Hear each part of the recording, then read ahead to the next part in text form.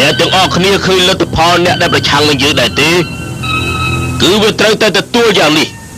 វាត្រូវតែស្លាប់ក្រោមកណ្ដាប់ដៃរបស់យើង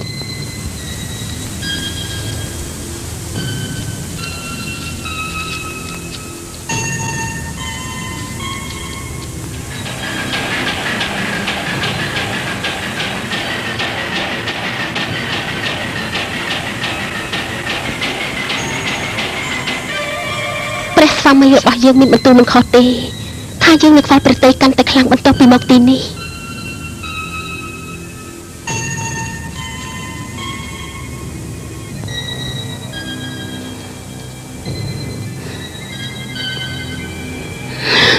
បត្រាបတ်ចង់ការពារនៅប្រពៃណីនេះមែនទេបတ်តែដើម្បីប្រពៃណីនេះបတ်ត្រូវតែប្រឆាំងជាមួយព្រះហើយនិងមនុស្សជាតិតើពិតមែនទេមើលនេះចុះមើលអ្នកដែលនៅជុំវិញបတ်ចុះជំនួសនៃការសោកសង្រេងនៃការចែកឋានរបស់បတ်ដោយការបង្ហូរឈាមគ្នាទៅវិញកូនចៅរបស់បတ်ចង់បានអំណាចជាងការសោកសង្រេងចំពោះបတ်សាហាវណាស់លោកខ្វល់ខ្វាយតែរឿងឡើងក្រងរាជជាងការសក្ដិរបស់ព្រះអង្គលោកទៅទីលោកនៅតែឆ្លៀតពេលប្រព្រឹត្តនៅអំពើអាក្រក់ទាំងនេះលះបង់នៅទាំងធ្វើអាក្រក់ចេញទៅចូលបោះបង់មេគាដែលនាំឲ្យលោកឈ្មោះទៅរកភាពវិនាសដែលលោកកំពុងតែដើរនេះភ្លាមទៅ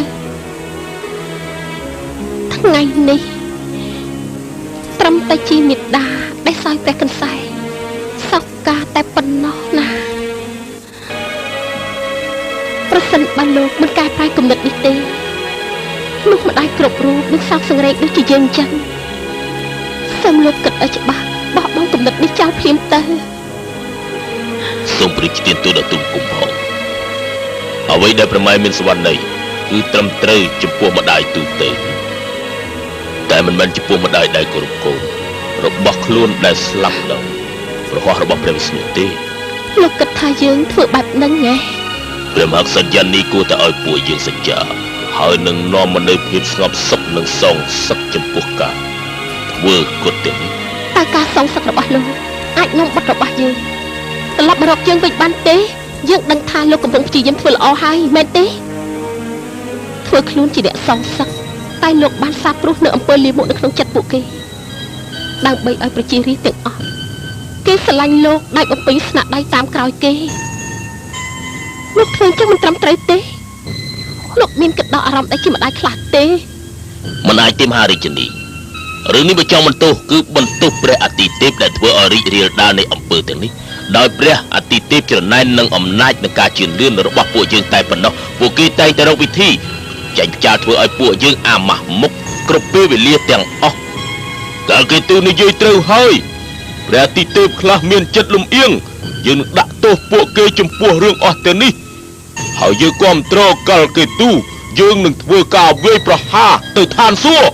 ត្រឹមត្រូវហើយយើងវាយប្រហារទៅឋានសួគ៌យើងត្រូវតែសងសឹកយើងត្រូវតែសងសឹក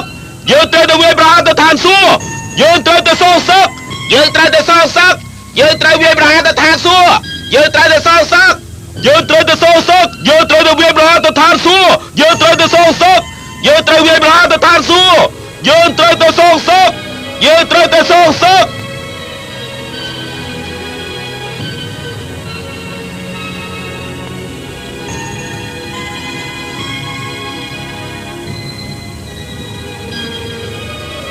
ព្រះវិស្ណុប្រាប់ទៅទេវតាថាលើបងថាត្រូវតែប្រយ័ត្នខ្លួនទាំងអស់គ្នាទៅយើងនឹងវាយសម្រុកទៅឋានសួគ៌ជាមិនខានទេ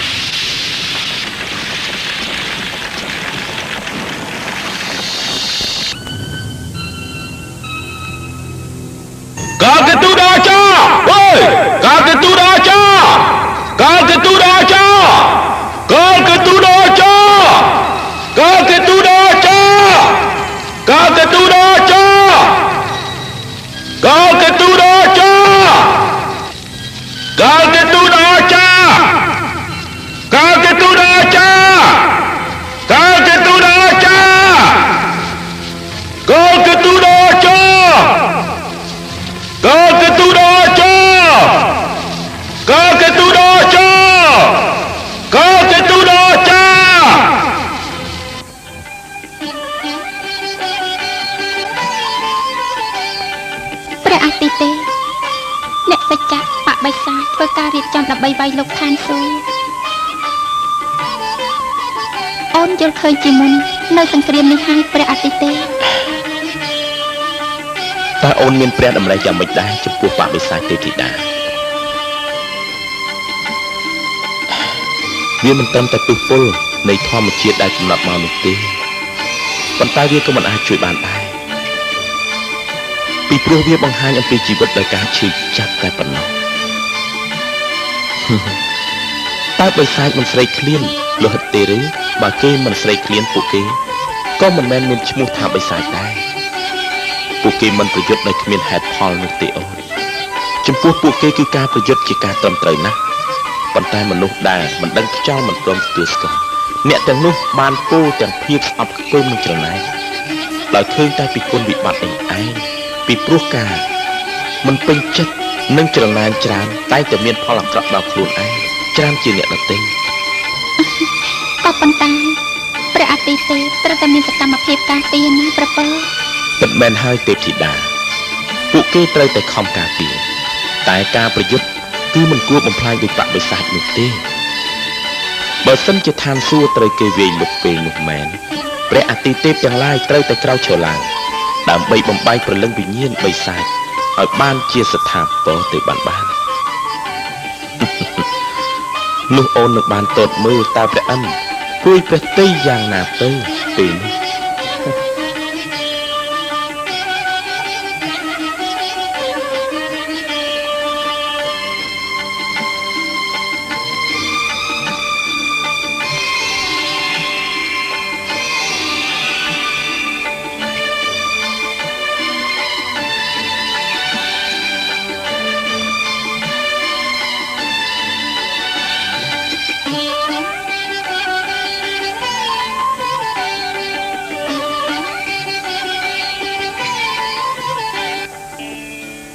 អីបានជាព្រះស្វាមីព្រួយប្រតិបែបនេះព្រះអង្គព្រះស្វាមីតានតឹងក្នុងប្រតិ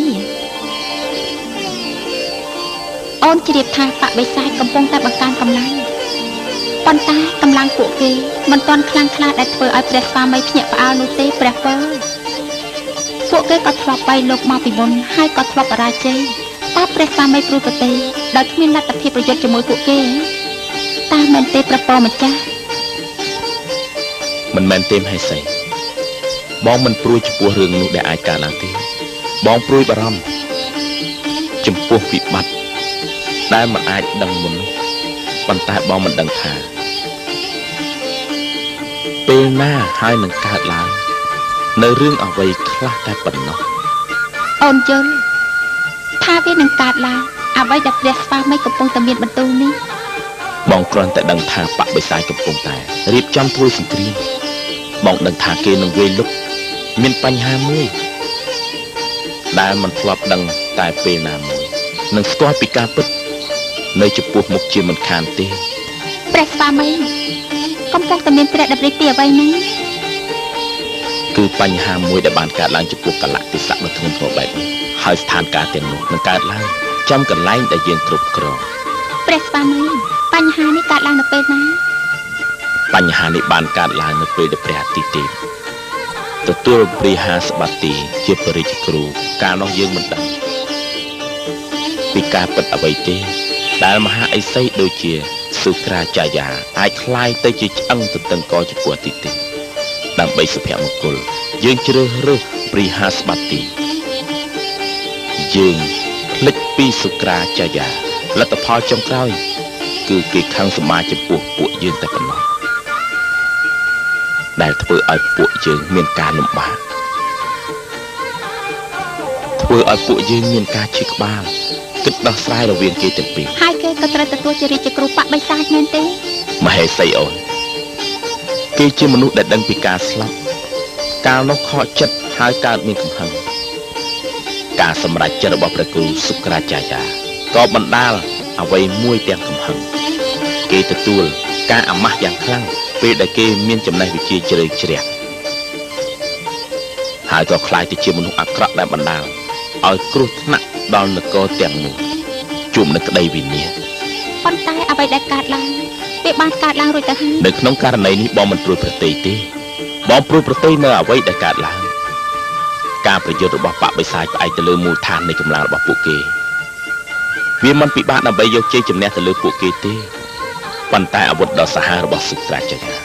ដែលគេបានក្រេបវិជាហើយពេលដែលមានចំណេះកាលនោះគេសាហាវដូចជាសត្វពស់ដែលត្រូវរបួសយ៉ាងចឹងតើនរណាមួយដែលអាចប្រឆាំងជាមួយនឹងគេដែលកំពុងតែប្រយុទ្ធបានអំណួរសុត្រាចារ្យជាមូលហេតុដែលបងព្រួយប្រតិជាទីបំផុតដែលបងមិនអាចដោះស្រាយបាន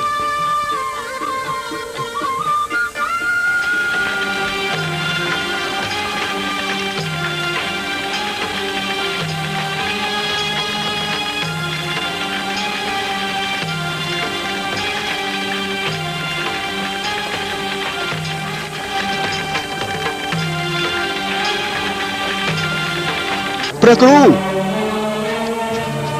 ព្រះគ្រូព្រះគ្រូព្រះគ្រូអូព្រះគ្រូព្រះគ្រូតើអ្នកណាធ្វើអីអើគេទូដោយការសគុតស្ដេចបិសាចព្រះអង្គហៃគ្រីគេឈាតឱកាស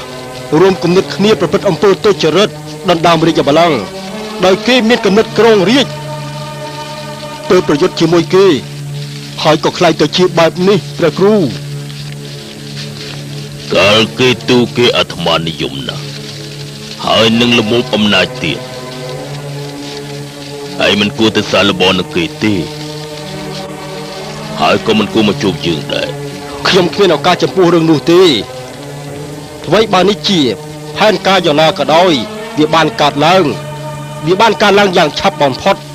ដែលអ្នកគ្រប់គ្នាមិនបានដឹងជាមុនហើយពេលនេះអ្វីដែលបានកើតឡើងវាធ្វើឲ្យអាម៉ាស់មុខដល់ព្រះគ្រូកាលគេទូគេបានប្រកាសសង្គ្រាម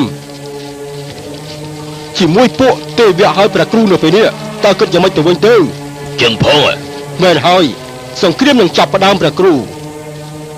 ដោយយើងស្មានមិនដល់ដល់ព្រះគ្រូទេនេះជាកំហុសធ្ងន់ធ្ងរណាស់គួរតែទុកឲ្យព្រះអាទិទេពជាអ្នកវិប្រហារពេលនោះនឹងបានសងសឹកការអាម៉ាស់របស់យើងជាមួយព្រះអាទិទេពជាមិនខានតើយើងជាអ្នកកំណត់ពេលវេលានិងទីកន្លែងសង្គ្រាមឬប៉ុន្តែបើគេទូគេបានសម្រេចចិត្តធ្វើសង្គ្រាមទៅឲ្យព្រះគ្រូគេត្រូវតែបញ្ឈប់ចាំបាច់ត្រូវតែប្រាប់គេពីវិធានការនៃផ្លូវងងឹតនោះ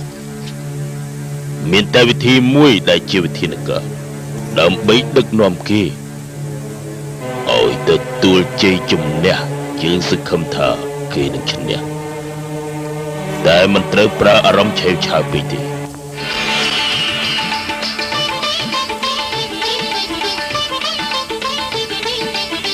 ទេវរាជតើមានការអីទៅទាហានយៈបិសាចចាប់ផ្ដើមធ្វើដំណើរមកកាន់ឋានសួគ៌ហើយក្រាបទូលបិសាចកាលគេទូគេកំពុងតែនាំទាហានមកកាន់ឋានសួគ៌ហើយគេបាននិយាយថាត្រូវតែកំទេចឋានសួគ៌ហើយក្រាបទូលទាហានរបស់យើងចាំតែព្រះរាជបញ្ជារបស់ព្រះអង្គក្រាបទូលទាហានពួកបិសាចជិតដល់ព្រំដែនហើយក្រាបទូលមិនបានទេយើងមិនអនុញ្ញាតឲ្យគេឆ្លងដែនយើងជាដាច់ខាតសង្គ្រាមនឹងកើតមានឡើងនៅក្នុងរង្វង់ផែនដីរបស់គេពួកគេពិតជាថ្លើមពាសមេឃមែនហើយប្រហែលជាខ្មោចប្រោរបស់គេមិនបានប្រាប់គេទេមួយទៅយើងនឹងដឹកនាំទាហានរបស់យើងទៅកំទេចឲ្យខ្ទេចមកតាមយើងមក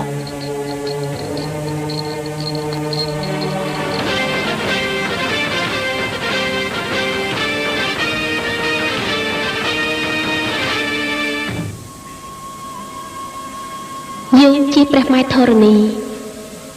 ពួកបិសាចមិនបានរៀនសូត្រអ្វីពីការសគុតរបស់ព្រះអង្គហៃគ្រីពួកគេគួរតែបានរៀនសូត្រពីការពិតដែលភាពអវិជ្ជានៃការដឹកនាំរបស់ហៃគ្រីវាសនារបស់ពួកគេនឹងខ្លាចដូចជាគេដែរប៉ុន្តែគំនិតរកគិតអ្វីក៏មិនលិចនៅពេលដែលសង្គ្រាមលោកចិត្តមកដល់ពួកគេក៏បានប្រកាសសង្គ្រាមជាមួយនឹងព្រះអាទិទេព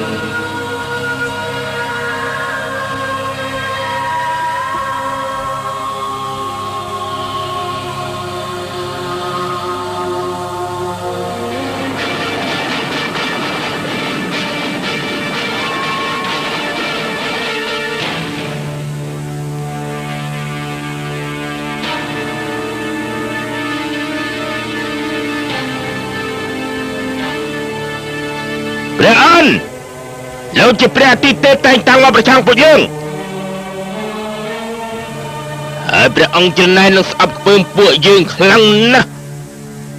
ព្រះអង្គគិតថាមានតែព្រះអង្គប៉ុណ្ណោះដែលអាចមានភាពរីកចម្រើននឹងទ្រព្យសម្បត្តិសម្បូរស្ដុកស្ដាំជាងយើងនោះឬថ្ងៃនេះព្រះអង្គនឹងទទួលស្គាល់ថាយើងមិនទទួលមរណភាពរបស់ព្រះអង្គជាដាច់ខាតថ្ងៃនេះពួកយើងនឹង